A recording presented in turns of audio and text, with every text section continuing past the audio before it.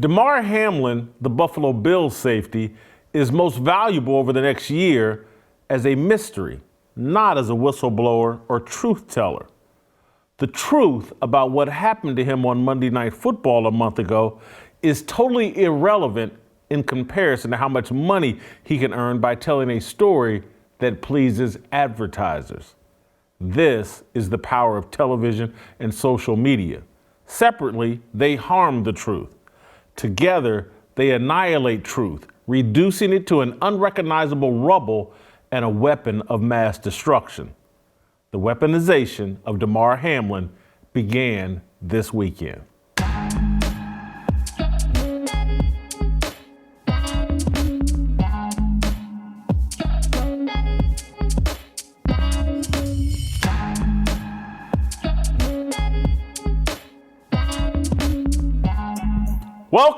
Welcome to Fearless with Jason Whitlock. I am Jason Whitlock, your host. Happy Monday to you and yours. Hope you had a great weekend.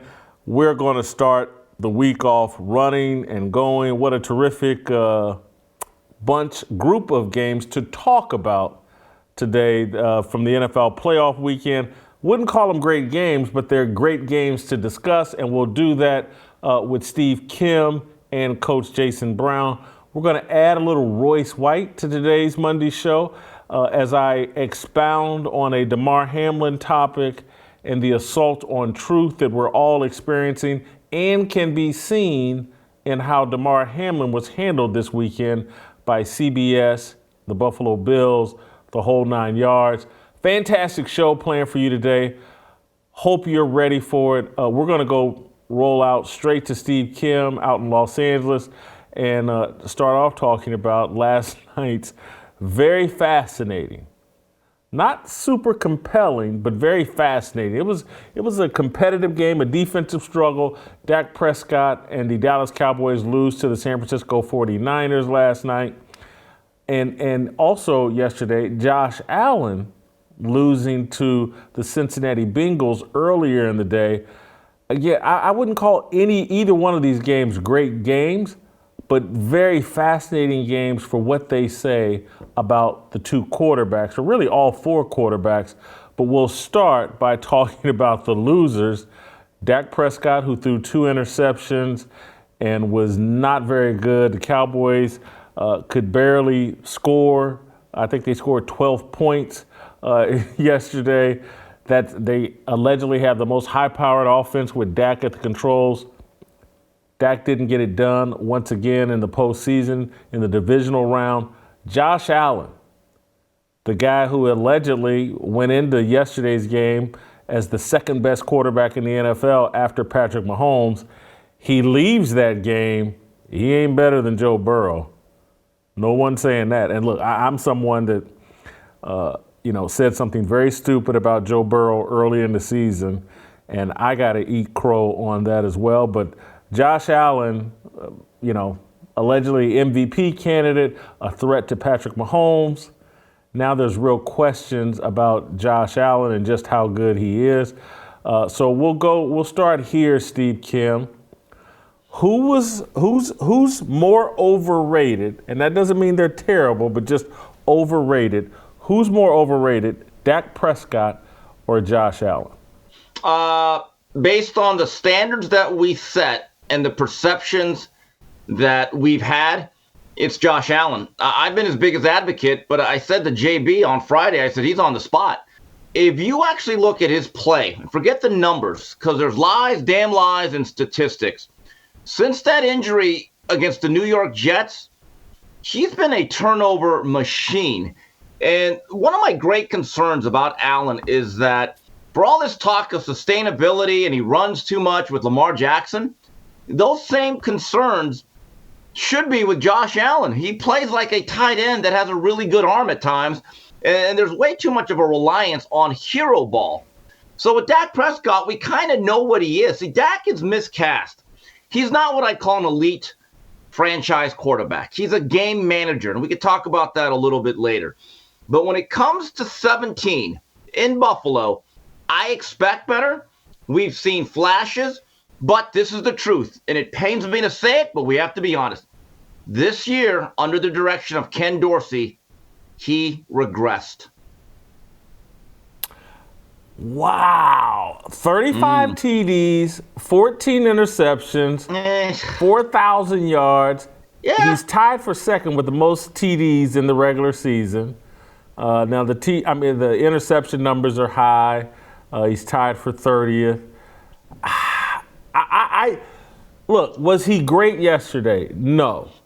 But I didn't leave that game yesterday thinking about how bad Josh Allen was. I left that game thinking about what happened. Buffalo's defense. Was Von Miller that important? Yes. Micah Hyde that important? Yes. They couldn't tackle, Steve. Well, a lot of times they were in position and just couldn't tackle. That defense was embarrassing, and that was my takeaway more than anything. I don't think Buffalo is sitting around today going, man, we can't win it all with this quarterback. I think people in Dallas are sitting around saying, I don't think we can win it all with Dak Prescott.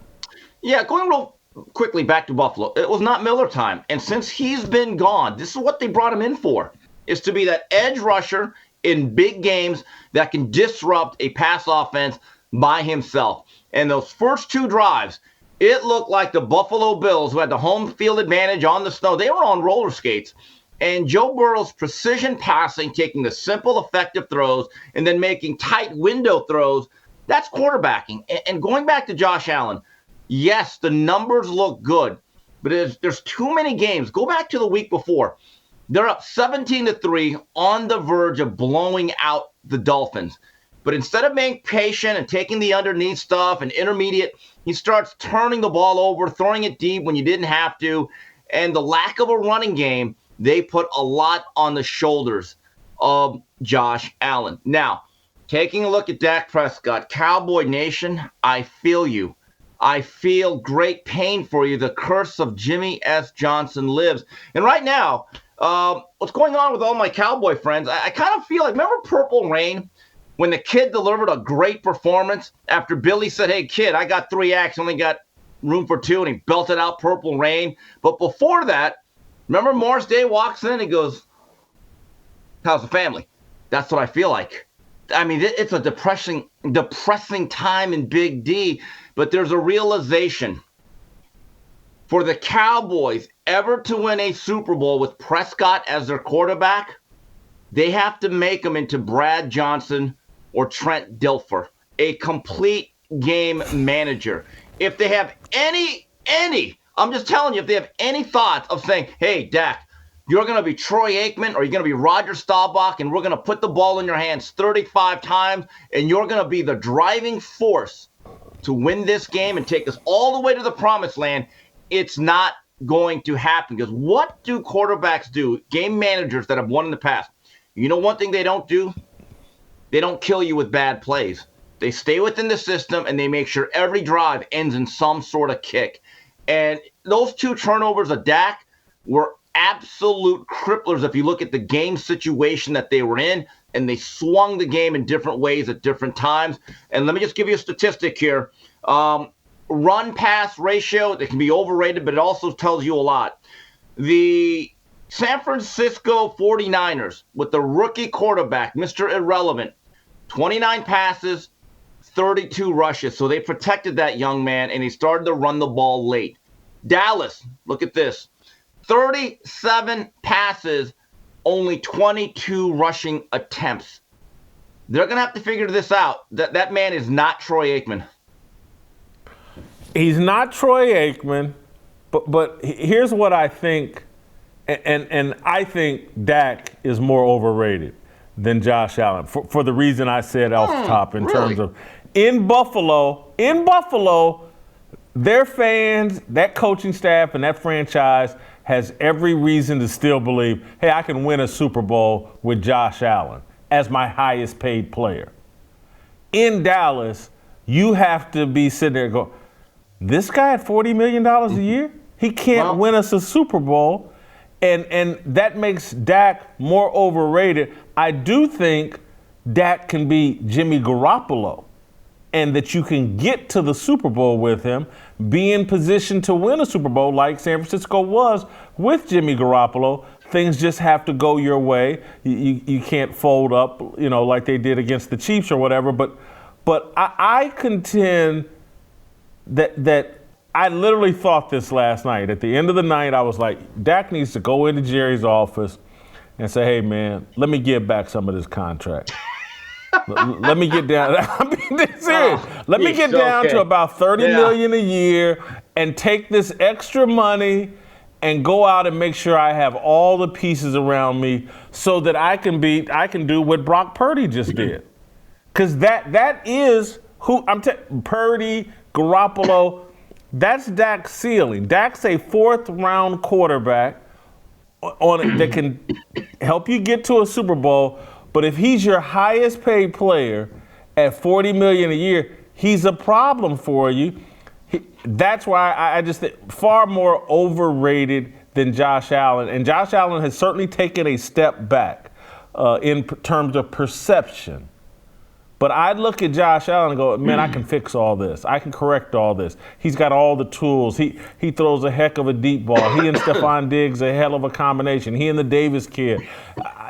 I got to play better defense, flip the field, give him a short field to work with from time to time. Their defense was awful, and I'm just sorry. They haven't had Von Miller for a long time. They should have played better defense than that. At home, in the cold, Cincinnati with 3 backup offensive linemen, and they just ram it down your throat and kill you. That's on the defense. I'm not worried about Josh Allen if I'm the Buffalo Bills. I'm really worried about Dak Prescott if I'm a Cowboys fan. Well, when it comes to Josh Allen, I think less can be more. Let's go back to that run-pass ratio. Cincinnati, 36 pass attempts, 34 rushing attempts, and Mixon was a horse, and they ran the ball for 172 yards. They were able to control the clock and the game. Now, obviously, and again, this does matter. They fell behind 14-0. Buffalo had 42 pass attempts. They had 19 rushing attempts for 63 yards. And again, my biggest issue with Josh Allen is that they make him be Superman instead of just being a point guard at times. And that's going to have to be the next evolution with him under the guidance of Ken Dorsey. As it relates to Dak Prescott and salary, look, Jerry Jones might actually say, Dak, we're going to restructure your contract, which is a very nice way of saying you're getting a pay cut or get out of here. It's really that simple. And now the Cowboys have some issues going into this offseason. I mean, Tony Pollard got hurt, and I believe he's a free agent. To me, moving forward, I said this last week, Tony Pollard, when healthy, should be the centerpiece of this offense, where you get him 20 to 25 touches, either rushing the ball or getting him out into the pass game. I don't know what's going to happen here, but the windows in the NFL are so short now with the salary cap. There used to be a 5-year window for every team. That's probably now 2 to 3. So don't fool yourselves. Even though Buffalo has a loaded roster, every year you look at the list of free agents teams have, and you're like, wow, this really is going to be a different team. The days of continuity in the National Football League, I believe, are really long gone, especially when you have quarterbacks who are no longer on their rookie contract. You simply cannot develop depth the way you can with a rookie contract. So there are some question marks here. But you were to ask me, Steve, if you had to pick one guy to lead your franchise, and who has a higher ceiling, who do you trust more? Who's better? There's no doubt. Out of those two, it would be Josh Allen. All right, let's move on to another quarterback pairing. More underrated, Jalen Hurts or Brock Purdy. This isn't about who's better. This is about who's more underrated. Brock Purdy, Mr. Irrelevant, last guy picked in the draft, and he's underrated. But a lot of people haven't given Jalen Hurts, I would be in this boat, maybe enough credit for how good the Philadelphia Eagles have been. I look at their offensive line, I look at that running game, and give a lot of the credit to that. But who's more underrated, Jalen Hurts or Brock Purdy? Okay, Jalen Hurts might be the MVP. I don't think anyone that wins that award is underrated. I will say Brock Purdy.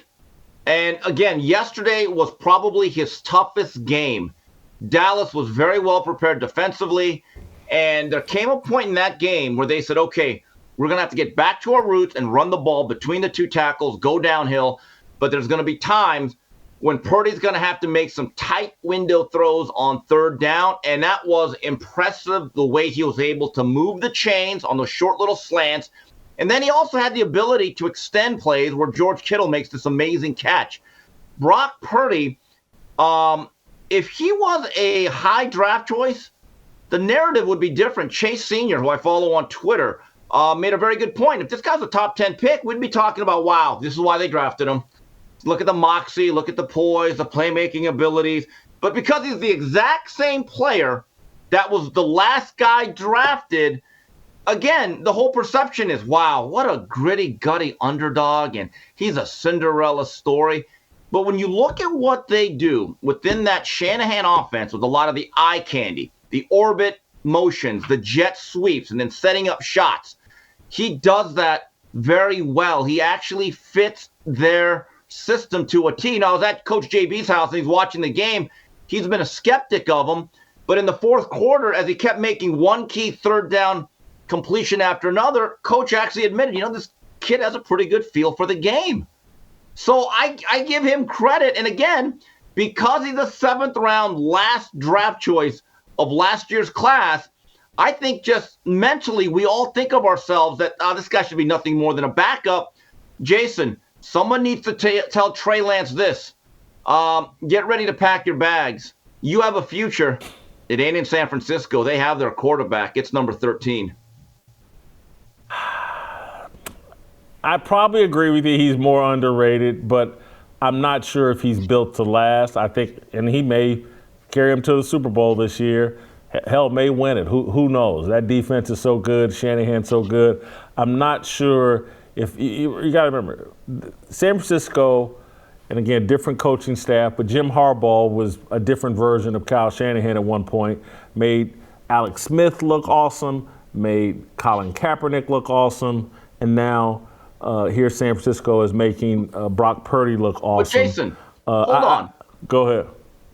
Philadelphia, look, and this is not to knock or demean what Jalen Hurts means to that offense.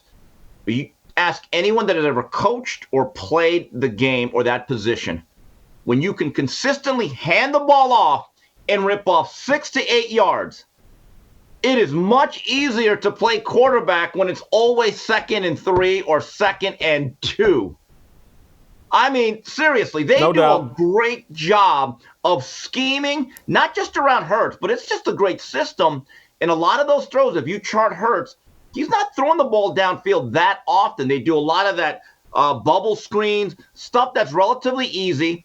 And then some of those windows that are created by that run game, just the mere threat of that run and the play action game, it's a really well put together system by Sirianni. But to the credit of Hurts, when there's a shot to be had, he takes that shot and he capitalizes.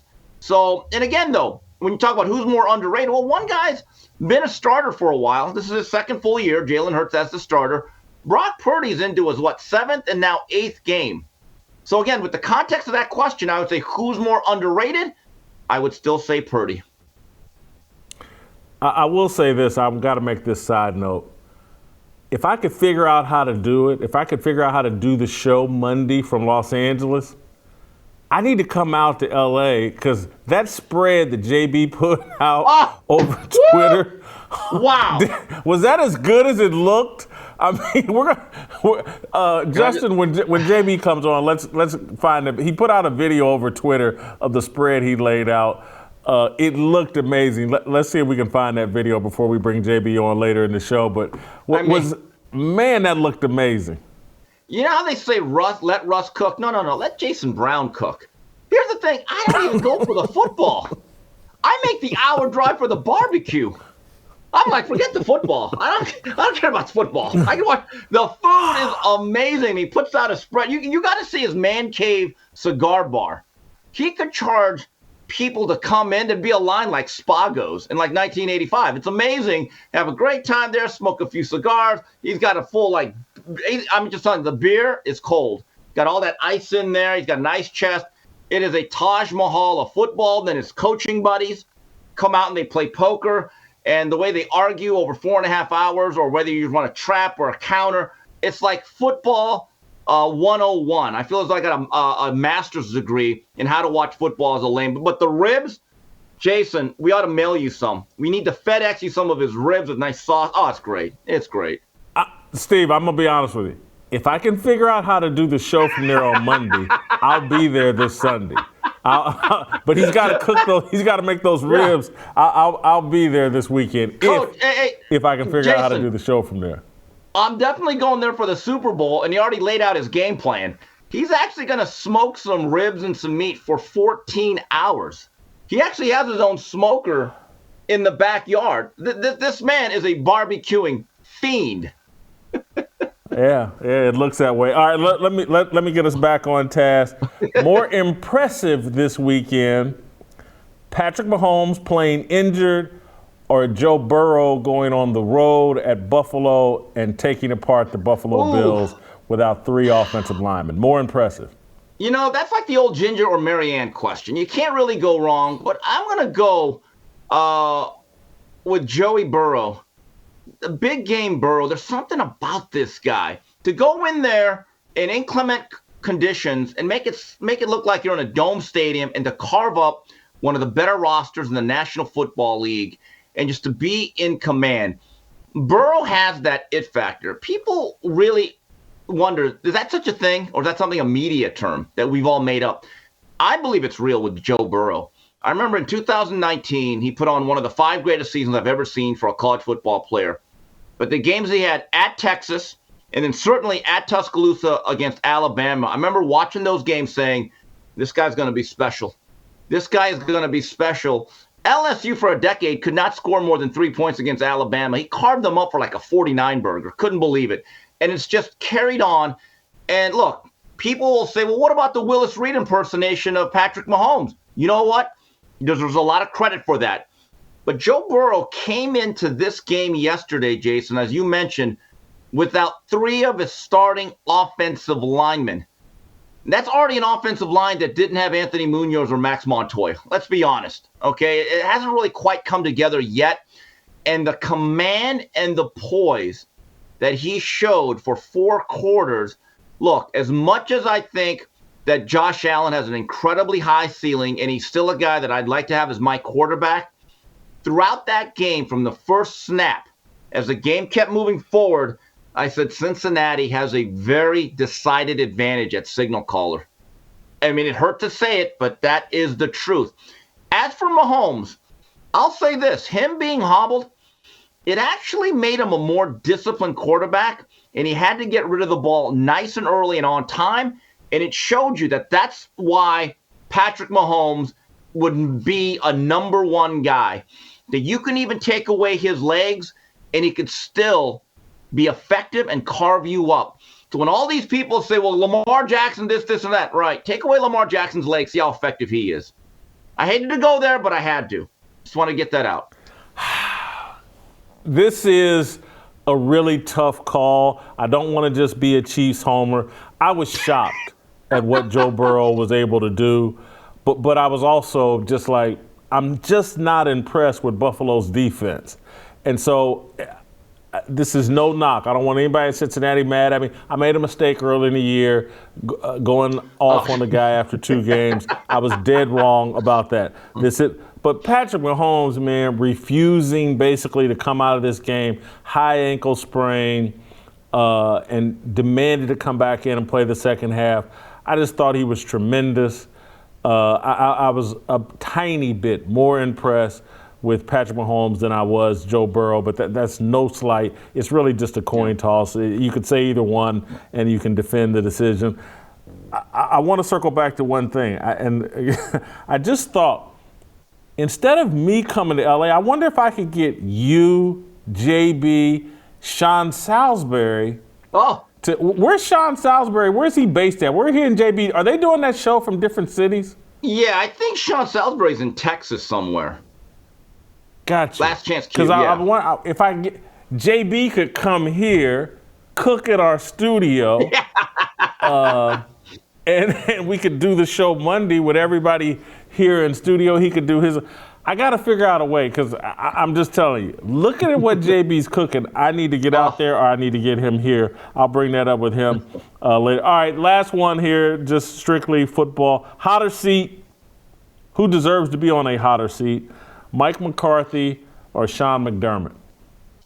Well, just naturally being the head coach of America's team, it'll be Mike McCarthy. But I will argue this. The man's won a lot of football games, so we can't have it both ways. If we're going to rip Tan Romo as a guy that can't get you over the top, well, then don't put that on Mike McCarthy. And then last I checked, he's not the one that made the decision to sign off on Dak's contract. That would be Jerry. Jerry Jones made that decision. Maybe he should be on the hot seat, but fortunately for him, there's no one above him. So he owns the club. Okay, but you're dodging the fact Sean McDermott's had Josh Allen now. Isn't this his fourth season? Right. And he can't get him to the Super Bowl. He can't. Yeah. They keep coming up. Has he played? Have they played in the AFC Championship game yet? They haven't. And last year he should have squibbed the ball. For all those people that say Josh Allen has never had a great game in a big moment, I will push back on that because you're going by the results of that game. But last year's game against KC, Josh Allen did some John Elway-like things, but Patrick Mahomes is Superman. And if they squib the ball, I think Buffalo may have actually gone to the Super Bowl. That being said, here's the issue with that, of getting rid of coaches and just thinking that's the panacea. Let's go all the way back when we were much younger. You remember a fine football man by the name of A.O. Bum Phillips? Had the cowboy hat, really funny guy, had some great quips. Good football man, had a great run with the Houston Oilers. The Love You Blue Oilers led by Earl Campbell. And every year they were one of the best teams in the league, but there was a steel curtain they couldn't get past. So 78, 79, they lose to the Steelers in the championship game. Then they lose to the Oakland Raiders, who made that wild card Cinderella run. And the Oilers just said, okay, you know what? You're out. Bum's out. Bum's out. And I think they got this guy by the name of Ed Briles. It took that franchise 7-8 years to get back to the playoffs. So my view is this. You can have your qualms with both McDermott and McCarthy. The question is, are we absolutely positive that this is a situation, and again, I'm drawing a different analogy, that if you bring in Phil Jackson, the Kobe and Shaq, that's going to get us over the top? I'm not so sure it's that simple in the National Football League. Too many moving parts. I get it, but here's where I think Sean McDermott's seat should actually be hotter. Is he's a defensive coach with a superstar quarterback. So when I'll have to look up. I bet you Sean McDermott's got to be in his mid-50s, and so Cincinnati. Zach Taylor, I believe, is 39 years old. Yes. Offensive guru, falls off the Sean McVay tree, and has Joe Burrow 5-1 in the postseason, I believe. Go over to San Francisco. I think Kyle Shanahan's 43 years old. Offensive guru. He's got Brock Purdy on the verge of a Super Bowl. Already been to one. Sean McDermott's actually a little younger. He's 48 years old. He's a little younger than I thought. And then the other Nick Sirianni in Philadelphia. I believe he's 41-ish, I think. Offensive then you have Sean guru, McVay. has Jalen. In the 2 Super Bowls. Yeah, well, yeah. And so here's McDermott and Andy Reid, the ultimate offensive guru of offensive gurus, every year with Mahomes, Alex Smith, Donovan McNabb, always in contention. So you got to have that offensive guru head coach when you have the right quarterback, or even in San Francisco when you got the wrong quarterback. That's where I think the seat may get hot around Sean McDermott. He's supposed to be a defensive guru. His defense looked like trash. He and Leslie Frazier look like they don't know what they're doing over there on the defensive side without Von Miller. I'm not completely sold on McDermott. So I want you to hang tight. Don't go anywhere, because I'm going to do a fire starter on the other side of this. that's about Damar Hamlin, a little bit about Shannon Sharpe. I want you to stick with us, but we're going to take a short little break. I want to make sure you guys are signing up for the roll call event at Rocketown this April 15th, right here in Nashville, Tennessee. Go to fearlessarmyrollcall.com. Bearing witness requires courage, not perfection. We're trying to rally up men to inspire them to stand on their beliefs and take this country back and fight against this sick culture we have going on. Stand for truth. And that's what my Firestarter is going to be about here in a few seconds.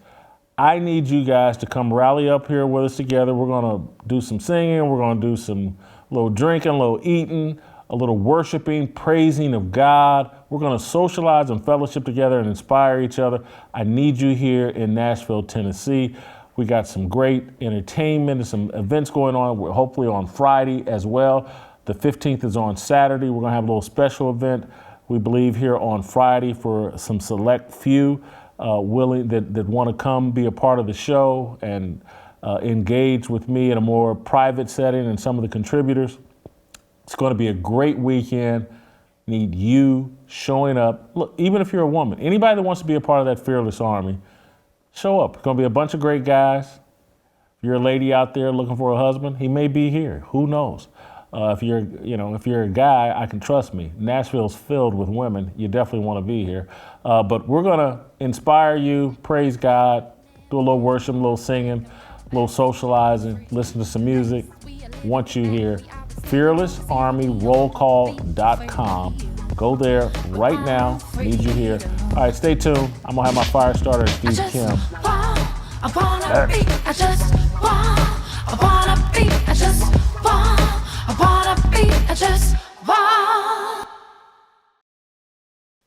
All right, welcome back to the show.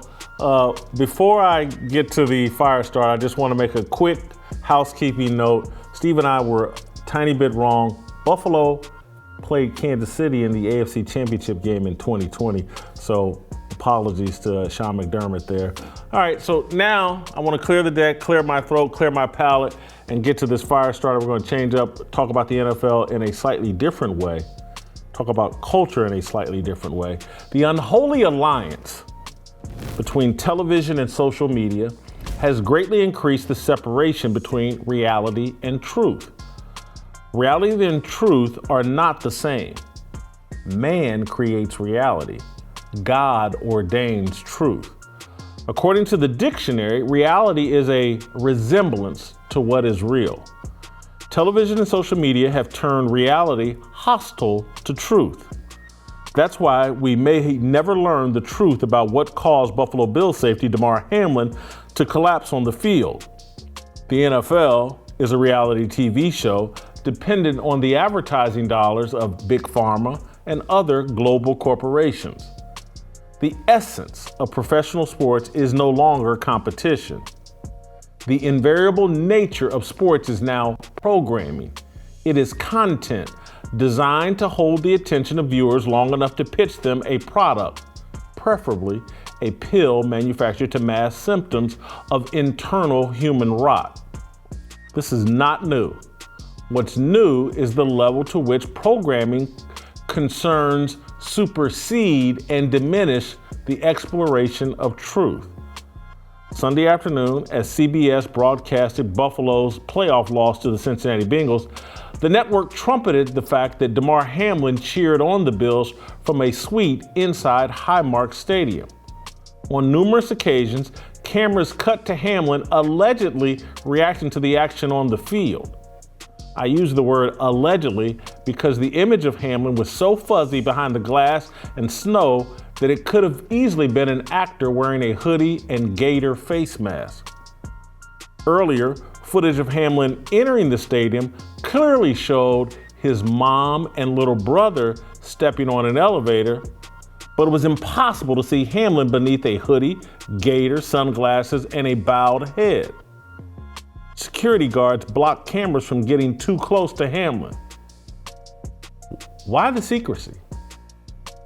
I believe Hamlin attended the game and that he was the guy wearing the hoodie and the gaiter. But I believe his handlers have advised him to follow a carefully crafted script, a reality script that will allow him to charge maximum dollars for his on-camera interviews. Hamlin is the star of the Damar Hamlin reality show.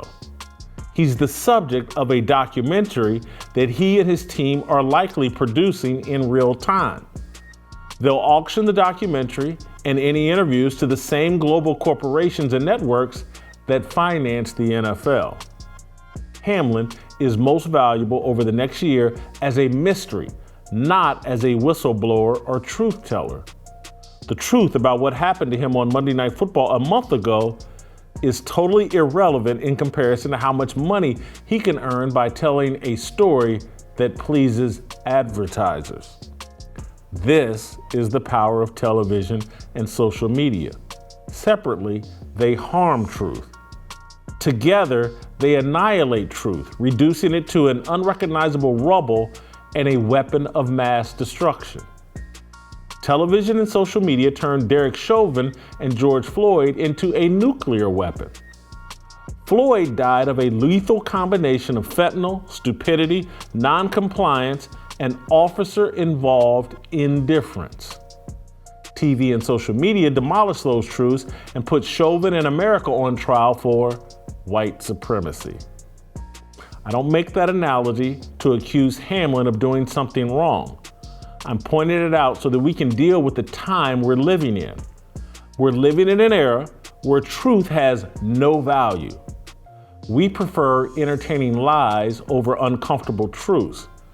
We canonize actors and performers disguised as influencers and then wonder why we're running dangerously low on leaders, builders, and reverence of truth. So CBS played along with the Damar Hamlin mystery on Sunday. Every network is playing along because every network is bidding for Hamlin's first, second, and third interviews. Will he sit down with Oprah Winfrey? Or will Michael Strahan land Hamlin on Good Morning America? Or maybe Fox Sports backs up a Brinks truck for Tom Brady to interview Hamlin during Super Bowl coverage.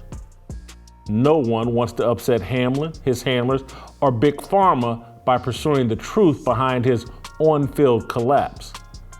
Maybe it was the routine football hit that did it. Maybe it's a consequence of the vaccine. I'll never trust any explanation because the explanation will come with a purchase price we will never know. We live in a post-truth world where actors and performers acquire wealth, fame, and privilege for the dishonest roles they play that resemble what is real. This dishonesty has overtaken professional sports, turning football and basketball into the WWE. Friday night, Shannon Sharpe played the role of Uncle Shay Shay at the Lakers game. The co-host of a televised sports talk show, the Hall of Fame NFL legend pretends to be a LeBron James groupie opposite his co-host Skip Bayless, a LeBron critic. Uncle Shay Shay picked a fight with members of the Memphis Grizzlies, briefly halting the game. Security escorted Uncle Shay Shay from his courtside seats. The whole thing looked like the WWE. Take a look for yourself. You're courtside at the Crypto.com arena. Dylan Brooks was having words with Shannon Sharpe, Hall of Famer and broadcast.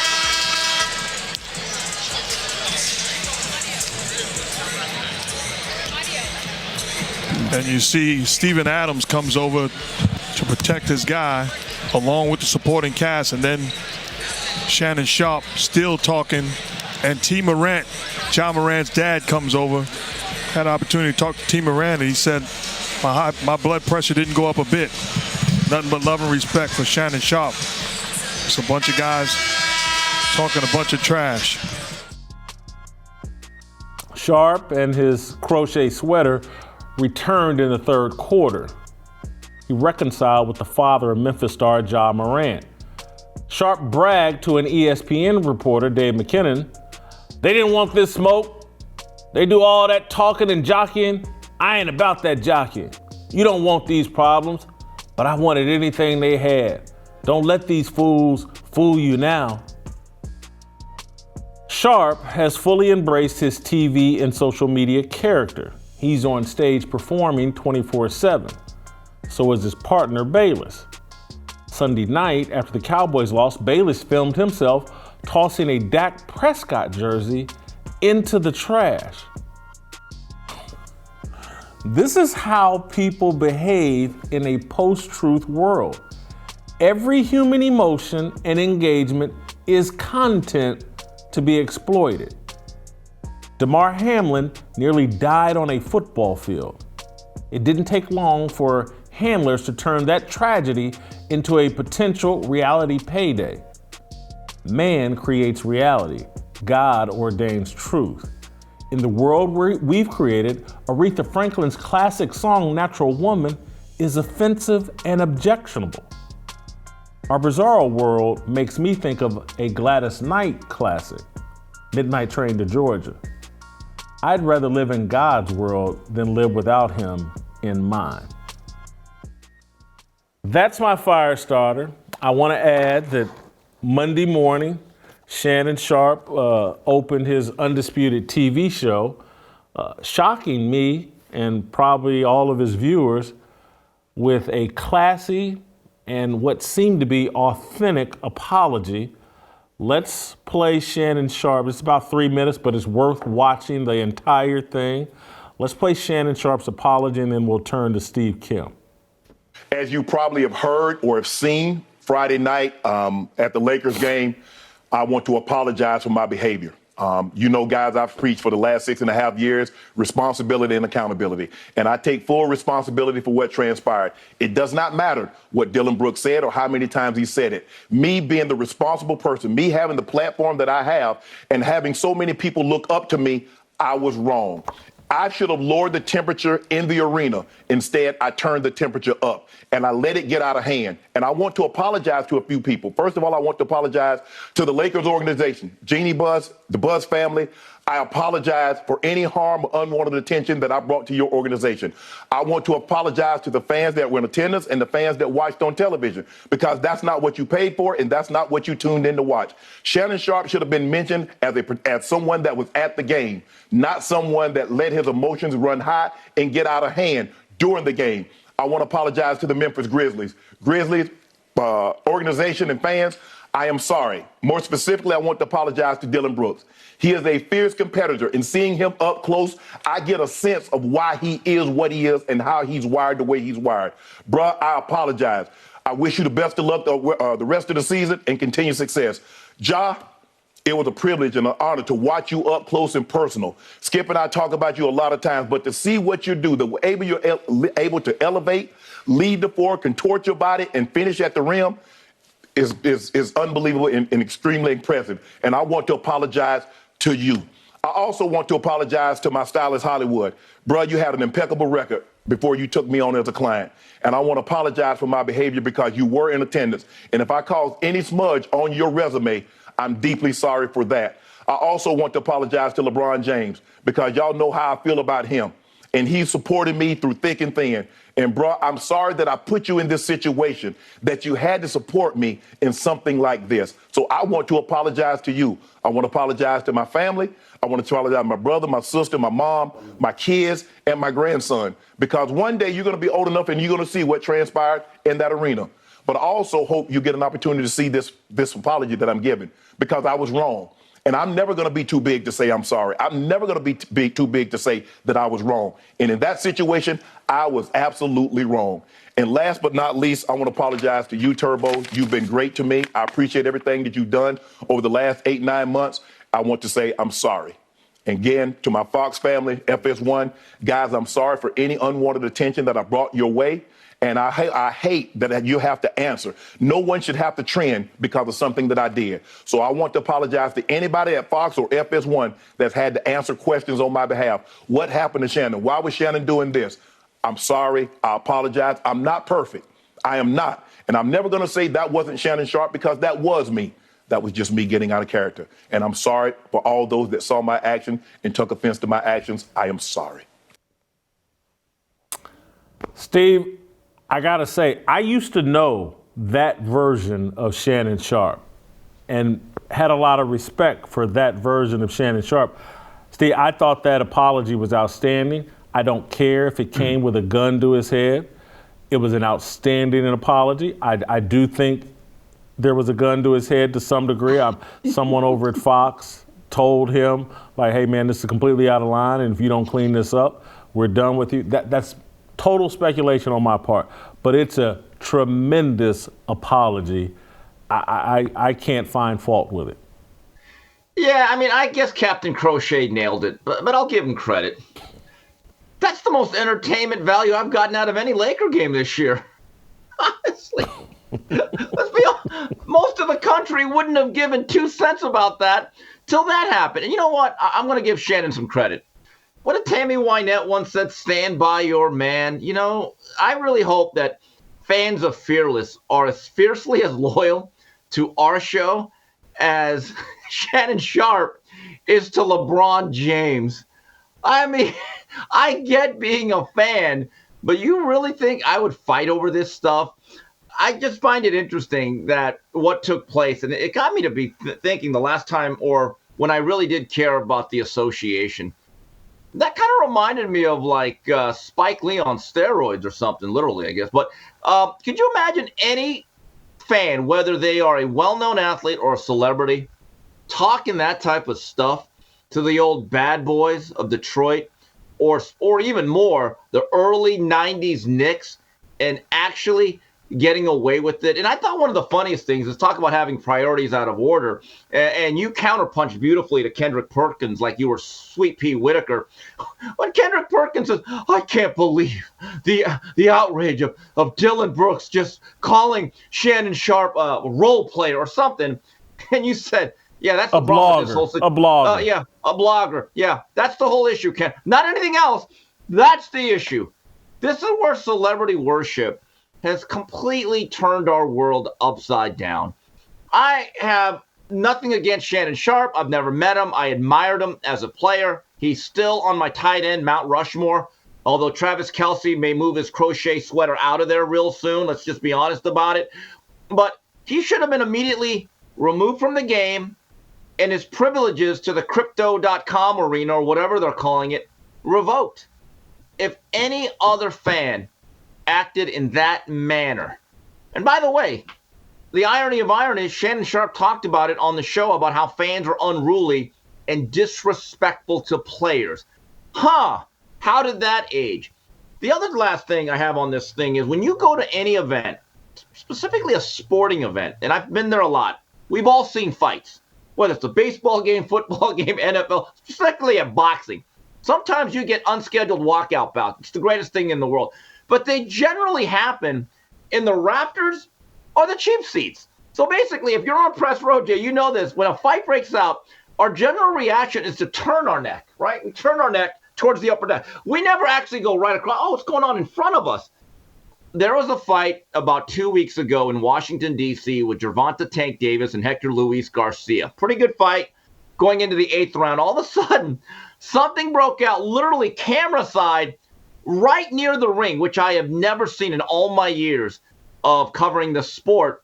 And Tank Davis and both fighters and Garcia looked over, and they literally stopped the fight. And it turned out it was Meek Mill getting into it with Gary Russell's family, a fighting family out of D.C.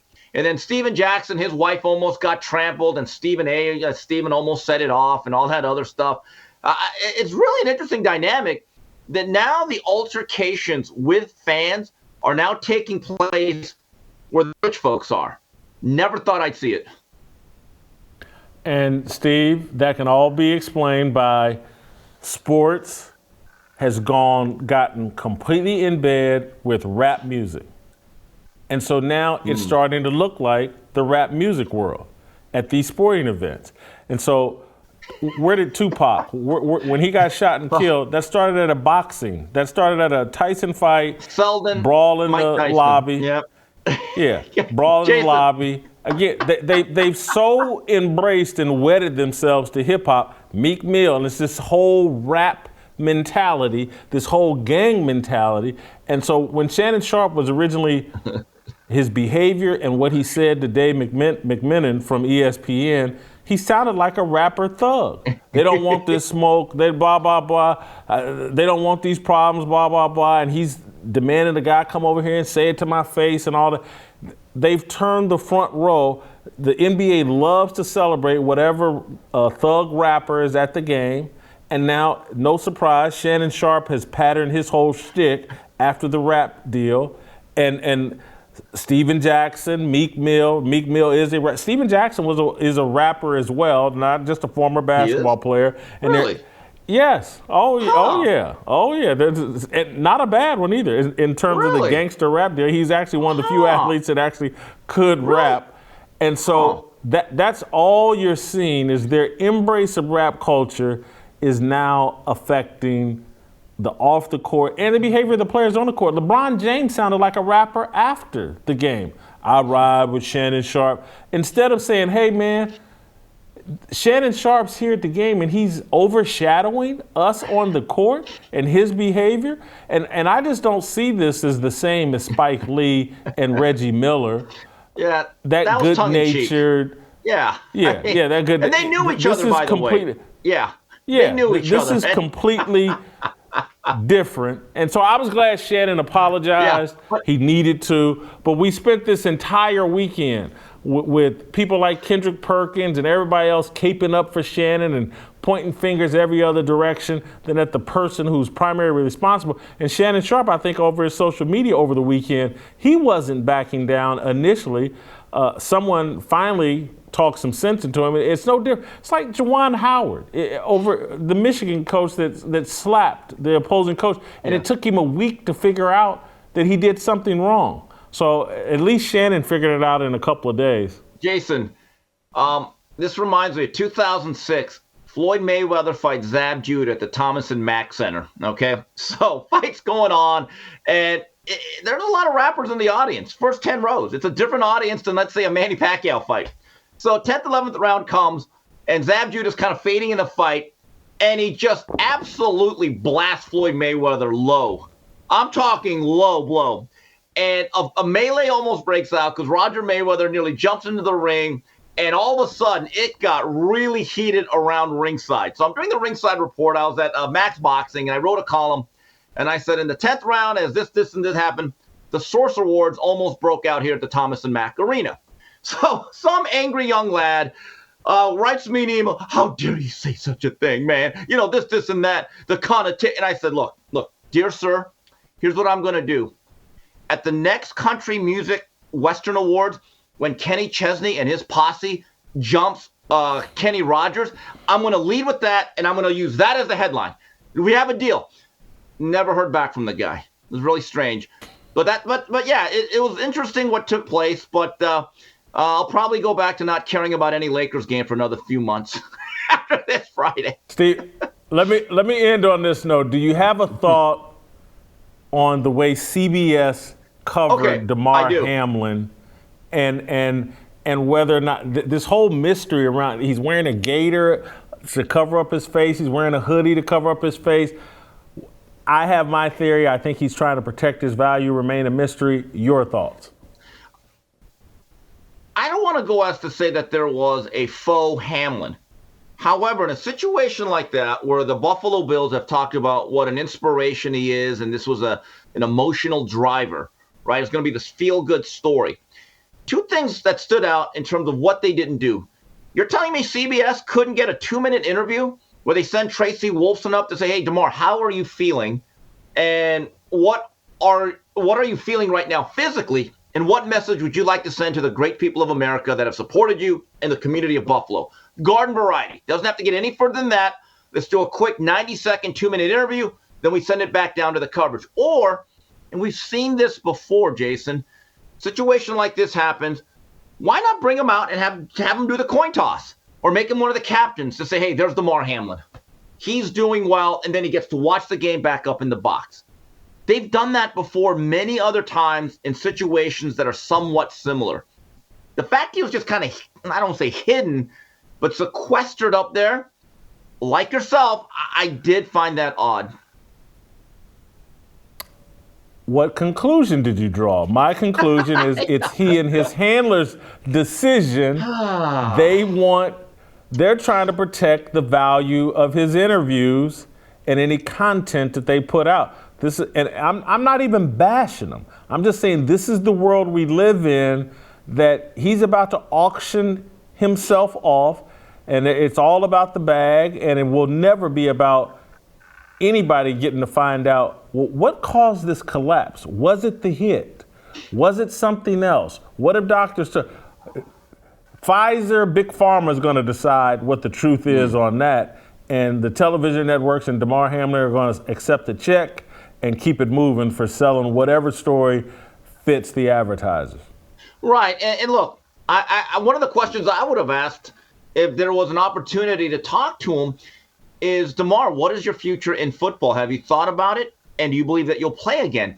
And I think that's key, because I'll tell you why, Jason. If you really believe they're going to go on a media campaign to really push the Hamlin brand post-football, he would be better off at this point not playing and then retiring and getting into the next chapter of his life as a motivational speaker and being a spokesperson for various companies that try to help people. Because obviously that was something that he was interested before we knew even who he was. So I do think they're going to try to capitalize on it. He wouldn't be the first. I don't think they're going to necessarily exploit it. It is their story. He went through it. But did it feel like there was a bit of a controlled message and narrative as it related to Hamlin yesterday and the game? Yes. Now, what the overall big picture play is, I don't know, because we have a way of moving on, though. As much as we cared for Damar Hamlin for about a week, and we should always perhaps care about his safety and his health, by the time the games actually kick off, let's just be honest, we're not thinking about Damar Hamlin. We are thinking about the game. So Hamlin and his people, his representatives, have to realize everyone gets their 15 minutes, as Andy Warhol said, and you have to strike while the iron is hot. And I don't know if they did that by just sequestering him as they did for much of that game yesterday. Thank you, Steve. Gonna keep it moving. Gonna bring on Royce White, get his thoughts. You can email me and us, fearlessblazeshow@gmail.com. fearlessblazeshow@gmail.com. Royce White, next.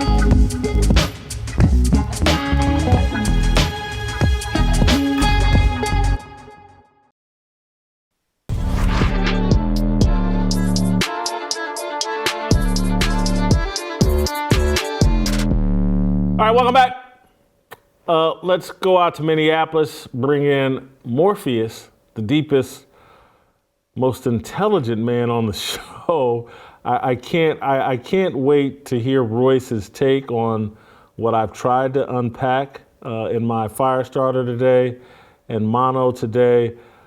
I'm trying to unpack, and I think I did, I hope that I did, that this whole reality, social media, TV world that we've moved into is really an assault on truth. That reality resembles what is real. The truth is something that God ordained. It's completely different from reality. Man creates reality, and man plays games with the truth to create a reality. And it just, this whole thing with Damar Hamlin and what we're seeing and how we're not ever going to get to a truth, in my opinion, about what happened to Damar Hamlin on the football field is an example of just how corroded our reverence for truth has been. We don't care. We'd rather hear entertaining lies than uncomfortable truths. And so when I wrote this morning, I immediately thought of Royce, because I'm like, you know, what I'm really saying is what Royce has been trying to tell us virtually every day on the show is like, y'all want to get all caught up in the distractions and Shannon Sharpe and whatever the little psyops they're running with all these people that are paid to distract us from uncomfortable truths. And so the whole scenario just reminded me of you, Royce, and that's why I wanted to have you on the show. And hopefully, I think I've laid out some things for you to expound upon. Well, I love where you're going with it. I mean, I love the growth of the show in the most general sense, and I'm always happy to be with you on the show and continue to try and force people to think deeper Yeah, I mean, I think the two baseline fundamental strategies of the establishment is to delegitimize God and keep people distracted from the problems that delegitimizing God takes in their everyday life. And I think, and we talked about Catholicism versus Protestantism a little bit last time, but we've been getting into it a little bit over the course of the show. But I think there's some Catholic philosophical theologian hitters that have already squared this, right? Like St. Thomas Aquinas squared this already. He squared Aristotelian metaphysics or philosophy with the Judeo-Christian tribal faith. And what he came up with was the Logos, and that God is the Logos. God is truth. God is a fundamental truth. There is a universal truth. And that universal truth is God, and it is God's grace, and it's the order of all of creation's direction back towards the glory of God, right? So these things have been squared, and what's really ironic is that this sort of technocratic scientific community that now wants to be fully immersed in a secular sort of worldview and way of life pretends that they can come to some type of moral clarity without God, without faith.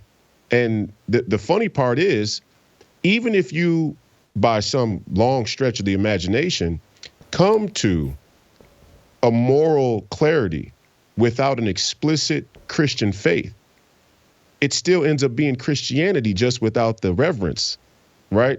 I mean, and this is where the establishment and the reality about propaganda, which you're pointing to with television. The reality about propaganda is it's not just straight lies. It's lies, it's half truth, and it's the truth taken out of context. And that's what you mean by reality TV. And so, when your Noah Yuval Harari's come on and they talk about equality, or they talk about human dignity, or they talk about any number of buzz topics, these are not ideas that came by on their own. These are ideas that they've learned, because Noah is a Jew, so he learned it from a Judeo tradition, morally, ethically, philosophically, and then he takes it and warps it and acts like it's his own work. I mean, the whole modern edifice of neoliberalism and wokeism is plagiarizing Christianity. It's plagiarizing all of the Judeo-Christian faith and traditions, and they act like it's their own. But what they're doing is they're trying to break a significant connection between human beings and God. And God is necessary to have discernment about what is actually true. That's epistemology, right? That's epistemological. What is true? How do you find the truth? How do you discern what is true and what is not? These are all things that Christians sorted out philosophically a long time ago. And now we're rewiring the entire society for one main purpose. If you don't have an identity, it's very easy to give you an identity. If you don't understand how to find the truth, it's very easy to corrupt your view of the truth. And that pays huge dividends for an establishment that would like to see everybody willingly embrace their slavery and their eternal damnation. All right, so I'm going to, and I did it in my Firestarter, in my column, I'm going to take it to a topic that we both are invested in different ways, and we've had some disagreements and back and forth on this, but it's one of the reasons why I do this show and left corporate media. Is because there's a depth you have to go to get towards truth. Yeah. And it's why I don't like to have Royce on unless I know I got 30 minutes. You can't reduce Royce to a 5-minute segment. I can't, I do it. I go on television shows where I'm only getting 4 minutes or whatever. You just give them a sound bite or whatever. But all of that is really a system geared towards not getting to the truth, because the truth is very nuanced, it's very complicated. And so I say all that to say, George Floyd, Derek Chauvin, the truth about that situation our current system of television and social media, George Floyd probably happened when Twitter was 140 characters. It's now 280 characters. That's still no depth. That's a very shallow conversation. That's why I criticize anybody. You're looking for truth on Twitter? Really? You think you can find truth on Twitter at 140 and 280 characters a pop? Good luck. Can't find it on TV, really. And again, I'm not disrespecting anybody's show, but you can't unearth truth in 5-minute segments. And that's why at one point on this show, I went through this whole explanation, like Phil Donahue used to have a talk show that discussed real issues, and they devote a whole hour to a single topic. And then they might come back the next day and do another hour on that same topic. I'm not saying they got to truth, but they got to a deeper truth than what we're allowed to today. I say in my deal today, look, man, George Floyd, and the media is not built to unpack what happened to George Floyd and leave all of us in a better position to understand and have peace with each other, to understand that fentanyl played a role in killing George Floyd, his non-compliance played a role in killing George Floyd, his ignorance played a role in killing George Floyd, and Derek Chauvin's indifference played a role in killing George Floyd. What social media and TV does, white supremacy killed George Floyd, end of story. Now, go deal with that, America. Go burn each other's buildings down. Go hate each other. We don't have time, and we'll see tomorrow when we're talking about something else. We don't have time. We don't have an interest in telling you the truth about what happened. We're going to give you this little tiny, provocative explanation, and then we're going to cover you guys fighting over it. Let me say it this way. Intentionally done by design, absolutely. And a choice that is constantly made on an ongoing basis by the media. They are completely capable of covering the George Floyd story with some nuance and clarity and depth. They choose not to. And they blame it on a commercial advertising, formula or structure or what have you. I say BS. They could create a model where they got to the heart of matters. It's not in their interest to get to the heart of matters. The heart of matters is a truth that would ultimately have your everyday person, free person, shake off the chains of tyranny that have grown and fostered from around the world. And, when it comes to George Floyd and having 3 years to reflect back on the situation and my role in it, being here, be it here in my hometown, I come to this conclusion. America killed George Floyd. This country killed George Floyd. And we're in a constant philosophical struggle about individualism versus collectivism. And again, our love of science has distracted us from what the Bible clearly states about the balance between individualism and collectivism. Do I have a debt to pay with God? Do I have an individual ledger with God about sin? Absolutely. But am I my brother's keeper? Right? Should I love my enemy? Right? So there's a duality even in our own Christian faith that we struggle to be able to parse out when it comes to matters of modern society and how to look at matters, how to find the truth in matters in modern society through a Christian lens. America killed George Floyd. And this is why Steve and I can come to an agreement about George Floyd, even though at the time it would have seemed, Steve Bannon, that we were on opposite sides of that argument. Because when you look at the totality of circumstance in his life and you draw back the lens wide enough to see the countless numbers of feckless and corrupt institutions that play a primary role in that circumstance, we see the broader picture about what really faces many Americans. And yes, the establishment is going to take a light and shine it on this one situation for their own gain, for their own narrative, for their own profitability. But the greater circumstance still exists. Fentanyl is flooding this country in an asymmetrical war where our elites in D.C.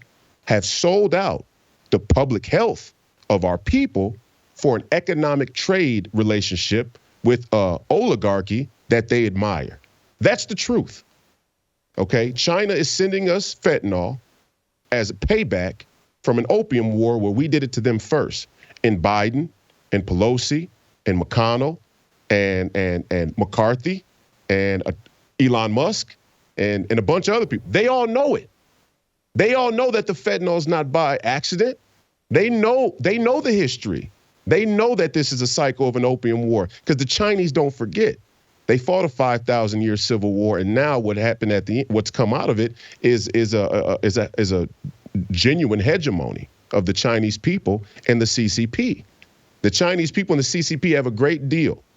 The deal is, as long as we can live the way we want to live, and you stay out of our business, you can do what you want to do by any means. Do what you want to do on the world stage. They're out of it.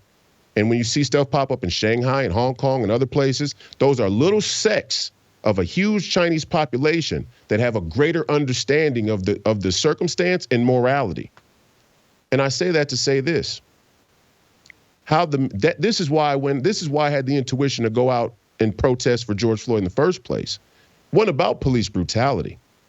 It had nothing to do with police brutality because there's any number of situations where the police are completely out of hand and out of control, like the FBI, like the CIA, like the DOD, like any number of law enforcement, national security organizations. The police are just the lowest rung.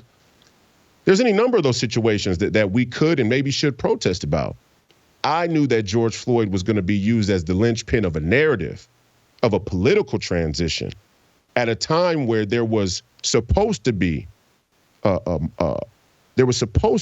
focus on economy, on COVID, on the scope of governance, on the Federal Reserve, on the importance of sports, on the importance of rap music, on the drug situation, all these other things that were now going to be whittled down to this very, very small story.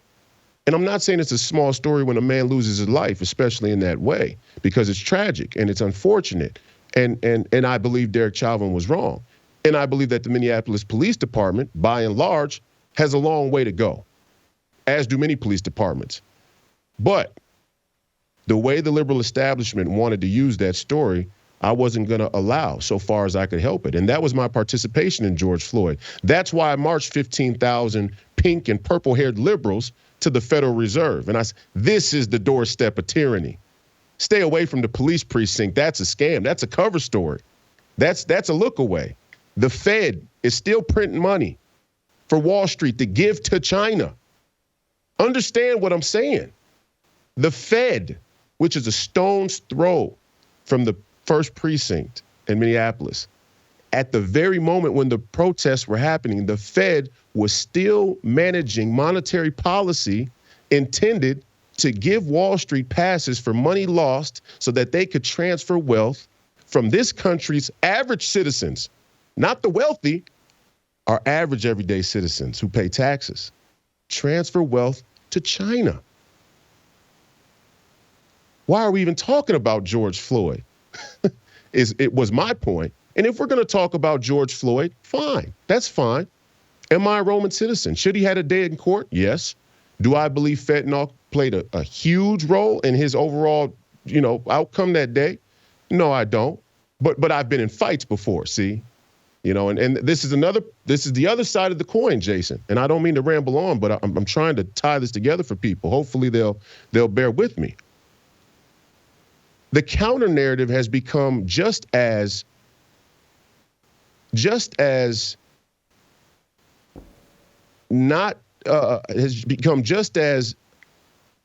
unuseful as their narrative. The counter narrative is a part of the distraction, right? So the counter narrative became fentanyl.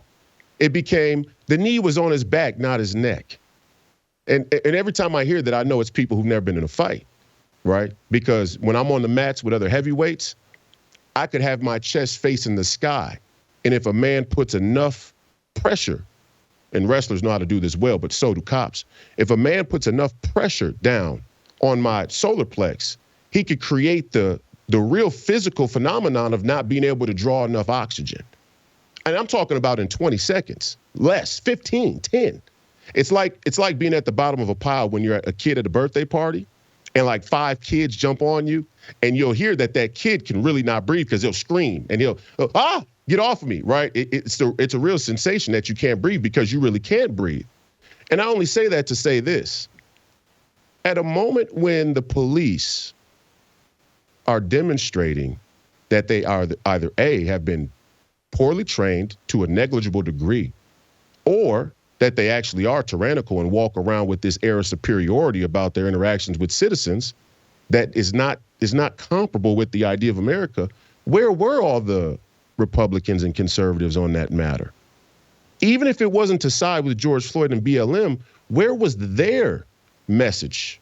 Why didn't they have a counter message about that issue? Why did they cuck and join in with the police? Only to, 12 months later, have to renege on that position because of the vaccine mandates. See, there's some of us who really believe in God and have that faith so strong that our discernment for the truth has gravity to it, real gravity, like Aquinas gravity.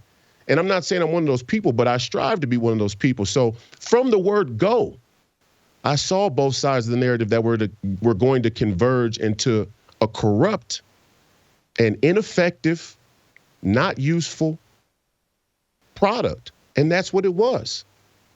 And again, much of my criticism coming on the show has been how the conservative movement has served in so many ways as the controlled opposition. And I know you talked about it with the whole Daily Wire and Steven Crowder debacle and big tech. But it's the same thing with the police. Who do we think are going to carry out the totalitarian, authoritarian orders when it comes to pass? Do you think the sheriffs are going to uphold their oath against the grandiosity and the breadth of the federal government as it stands today? No. It's going to take a real cultural shift in movement to bring law enforcement, everyday cops who are more associated with the working class than any elites, just like the basketball players who come from low-class communities, but they get Bugattis, so now they're elites, but really they're not because their mama still lives in the projects. It's going to take a cultural shift for those people to step up and be who they need to be to win the war we need to win. But that hasn't happened yet. And all of these stories are a sign that it hasn't happened yet. To bring us back, and not that you've strayed anywhere I'm uncomfortable, but my point would be the cultural revolution you're looking for is going to have to be a reverence for truth again, and 100%. Not the acceptance of man-made reality. And they've packaged up reality as truth, and it's not. Reality is created by man, and that's why some man thinks he's a woman, and now the song Natural Woman is objectionable. Aretha Franklin's Natural, it's now objectionable, and it's offensive. And that's some kind of man-made reality that's hostile to truth. And so if we don't have a reverence for truth, once you have a reverence for truth, and then you have an understanding of how you get there, you don't want to reduce Royce White to a 60-second soundbite. You don't want to have a 15-minute segment trying to understand some complicated issue. And you're looking at a system where Big Pharma is allowed to control television in America, and you recognize, like, well, hold on, man, that's antithetical to truth. If Big Pharma is in control of television, you just turn television into a propaganda tool and machine. And social media is a propaganda machine. And so, and reverence for truth, and this is where atheists find it a hard time to follow this, and I'm talking about conservative atheists or Christians that don't have a real passion. It's just like that Christianity is just their insurance policy, not their sincere belief. Christians. Yeah, 501c3 Christians. Yeah, not their sincere belief. And there's a lot of them. Most Christians are this way. Most. And I would, 95%, it's just not sincere. It's an insurance policy. And when that's why they bend. I mean, things that have been decided clear as day in the Bible, they'll bend on all of it. That contradicts my political position and my standing with liberals and whatever, or whatever it is.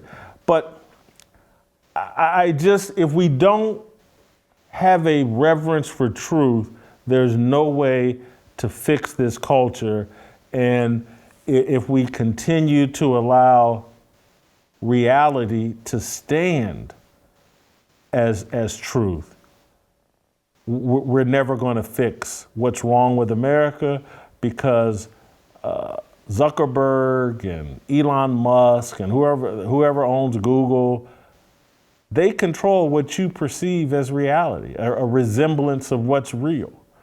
And the truth is just so unvarnished, and it's been published in a way that we should, if we could get back to that, then we have a shot. And I don't mean to ramble, and I apologize if I am. Nope, you're good. But these things are quite personal to me. And the reason is I experienced it up close, and I know you have too, but I experienced it right up close, and the dichotomy between what the everyday people who you've built relationships with over the course of your lifetime or have come into contact with, and what the machine has to say, and the gap of truth in between. I experienced it firsthand. And I want to draw people all the way back to the beginning of my arrival on the public stage. I said that mental health is the greatest social issue we face, that the human condition and the way the global corporate community feels about the human condition speaks volumes about where we are today and where we'll be in the future. I said that was the entire basis of my fight with the NBA. But what I watched was people, everyday working class people, let the elites tell them that I'm their enemy.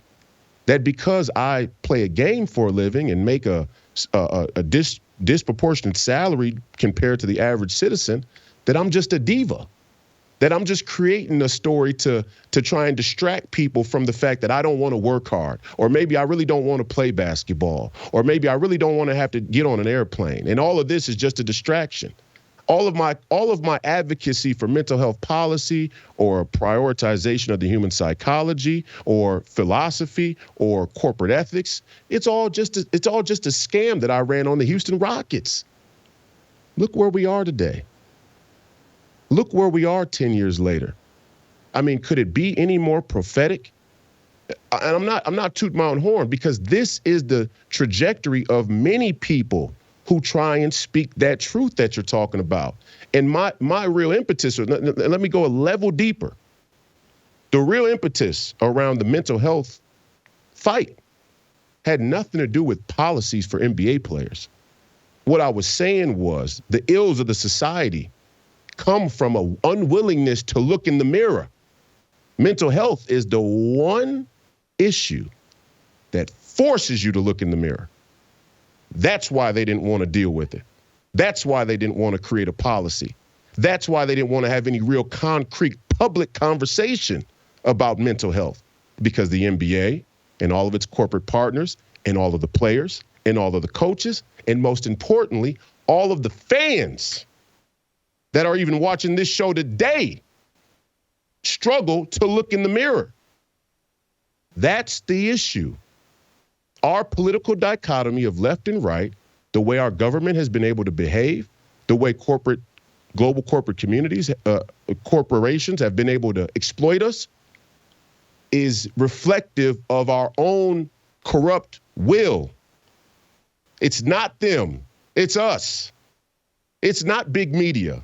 It's not big tech. It's not Davos. It's not the globalists. It's not the CCP. It's us. We don't want to have to change. We don't want to have to look in the mirror and clarify our will through God and Christ and shake this corruption and wickedness off. Because if we did, there'd be no way for them to maintain it. There would be no way. Roy, I think you're 1,000% accurate. I don't want to sound like I'm defending athletes, but I am. They're young. Many of them come from nothing, and they instinctively think, how could I be getting all this money if God wasn't on my side, if I wasn't doing the right thing? And so they're puppet masters, the agents that get attached to them instantly, the organizations and franchises that provide them that wealth. They don't want the athletes looking in the mirror and reflecting.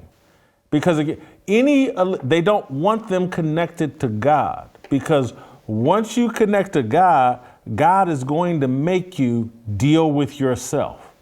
Yeah. That's regardless. I don't know fully who Kyrie is worshiping and what religion, but he's been forced by embracing some form of religion to go examine Kyrie Irving.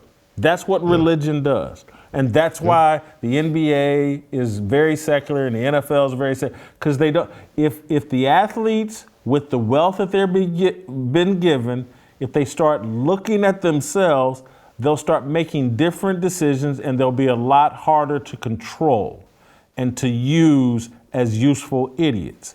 And so that's why it's the first time I fully understood where you're coming from on this mental health issue, and which basically you were calling for athletes. Hey, NBA, put a system in place where athletes actually grow and evolve and evaluate themselves and become better people. They're like, hell no. We're giving these guys millions of dollars. They become better people. They won't be comfortable with what we got them doing. But wait a second. Because I'm as anti-establishment as they come. I mean, I could get anti-establishment tattooed on my neck and I'd be perfectly comfortable with it, right? I'm that anti-establishment because I see the breadth of corruption.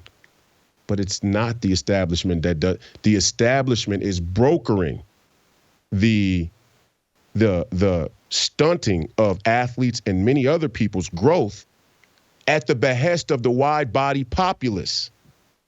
We at home don't want the athletes to look in the mirror because then we wouldn't be able to jerk off and get the distraction we need to justify not revolting.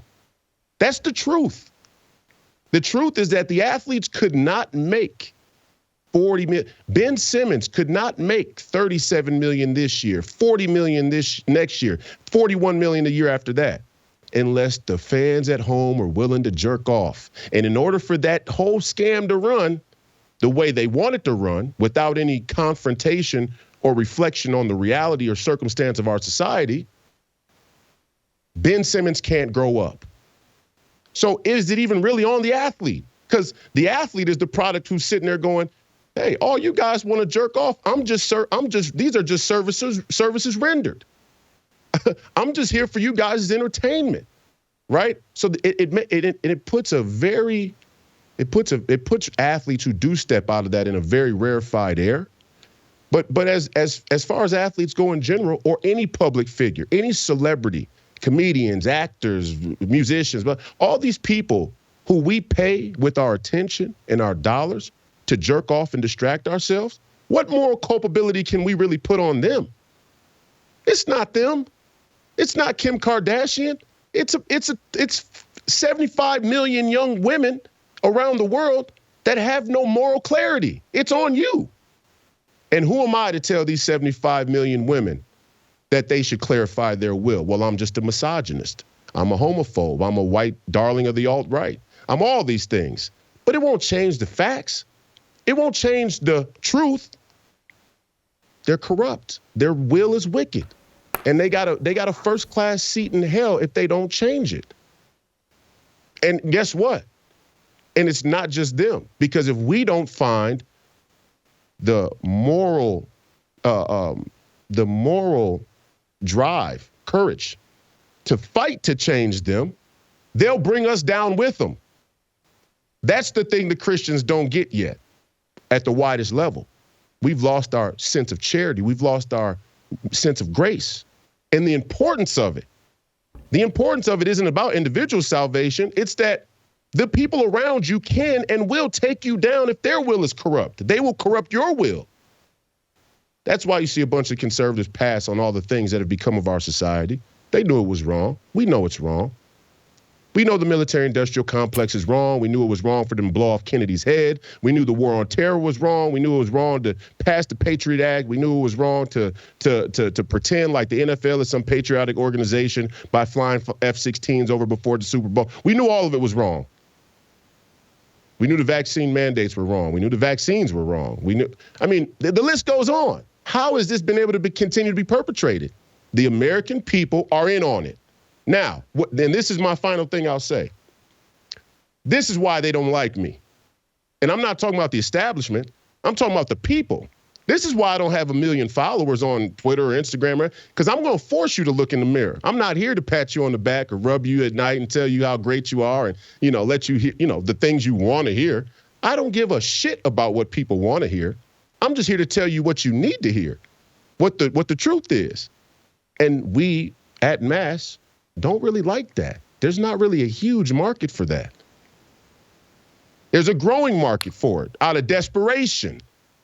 But the natural impetus of man since the fall of man has been to move away from the truth and logos of God for our own individual and corrupt ambitions.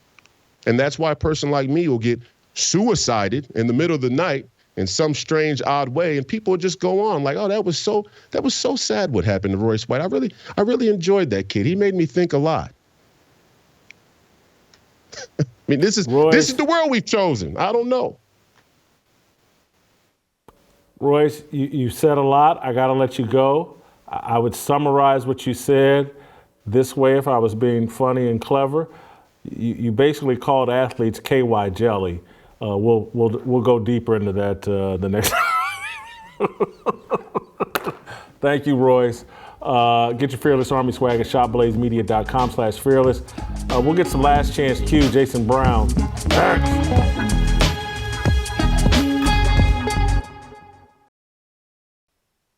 All right, welcome back.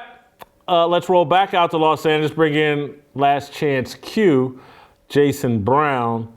And, the Q used to stand for quarterback, but I think we're going to change this to last chance barbecue.